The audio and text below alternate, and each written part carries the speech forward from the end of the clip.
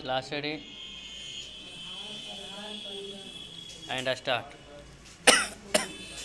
महोदय, वह उस भारतवर्ष से कहीं अधिक बड़ा है जो कभी किसी भी ऐतिहासिक काल में या उसके पहले किसी एक छत्र शासन के अधीन रहा हो। आप जानते हैं कि भारतवर्ष इतना बड़ा देश है, पर संसार की और बड़े बड़े देशों की सैनिक शक्ति के सामने उसकी शक्ति बहुत कम है।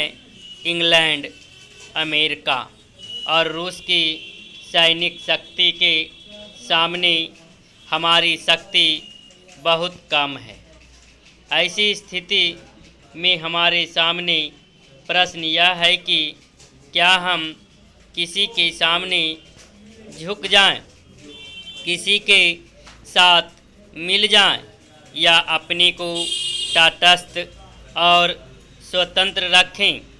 किसी के साथ मिल जाने का अर्थ यह हो जा सकता है कि हमें उसके प्रभाव या उसकी शक्ति का लाभ मिले, परंतु उसका परिणाम भयंकर हो सकता है। यदि उन पर सभी संकट आया तो हम पर भी आएगा। यदि हम अलग रहते हैं तो हम अपने पैरों पर खड़े होकर अपनी शक्ति से बहुत कुछ कर सकते हैं।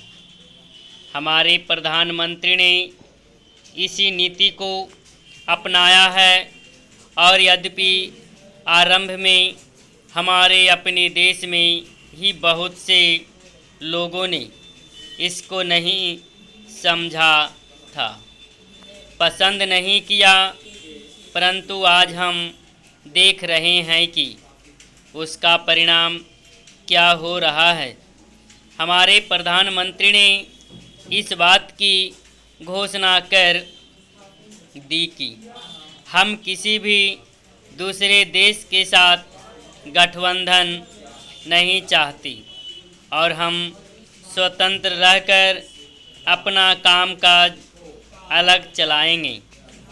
हमारे बहुतेरे लोगों ने यह समझा कि यदि हम किसी बलशाली देश से मिले तो, और कुछ नहीं तो कम से कम आर्थिक सहायता तो मिलेगी।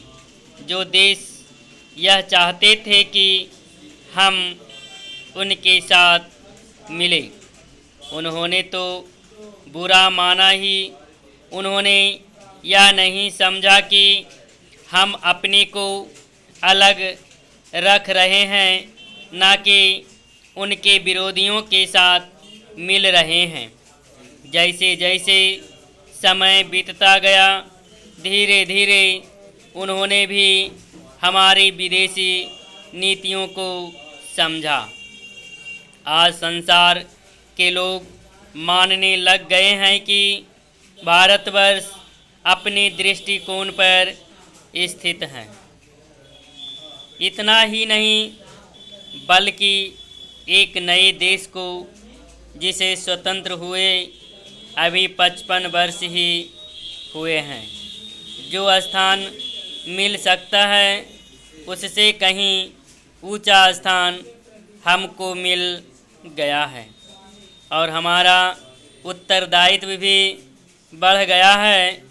मैं मानता हूँ कि इसी प्रकार यदि हम महात्मा गांधी के दूसरे सिद्धांतों को भी अपनाएं और उसके अनुसार आचरण करें तो इसका संसार पर बहुत प्रभाव पड़ेगा।